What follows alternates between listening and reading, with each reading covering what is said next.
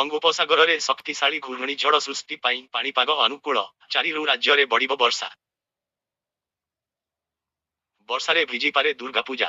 ଗତ 2 ଦିନ ହେଲା ରାଜ୍ୟରେ ଚାଲିଛି ଖରା ବର୍ଷାର ଲୁଚକାଳି ଖେଳ। ପ୍ରବଳ ଖରା ସାଙ୍ଗକୁ ଅକସ୍ମାତ ହେଉଛି ବିଜୁଳି ଘଡ଼ଘଡ଼ି ସହ ବର୍ଷା।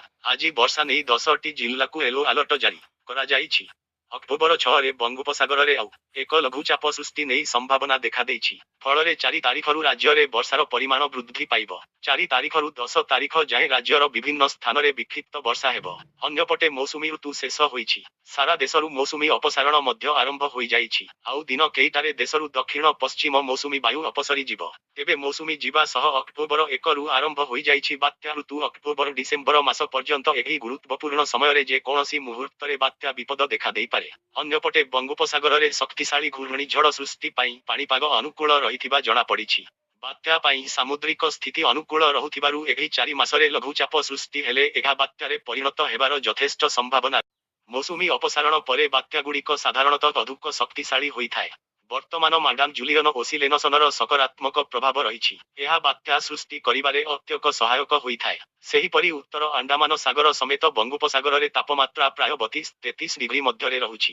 ବଙ୍ଗୋପସାଗର ତାପମାତ୍ରା 26.5 ଡିଗ୍ରୀ ଡେଇଁଲେ ଏହା ବାତ୍ୟା ପାଇଁ ସୁହାଉଥିବା ବେଳେ ଚଳିତ ବର୍ଷ ଏହା ତୁଳନାରେ ତାପମାତ୍ରା ଯଥେଷ୍ଟ ଅଧିକ ରହିଛି। ଏହା ସହିତ ସମ୍ପୃକ୍ତ ଅଞ୍ଚଳରେ ବାୟୁ ପ୍ରବାହ ମଧ୍ୟ ସ୍ଥିର ରହିଛି, ଯାହାକି ବାତ୍ୟା ସୃଷ୍ଟି ଏକ ବଳିଷ୍ଠ ବାତାବରଣ ସୃଷ୍ଟି କରିଛି।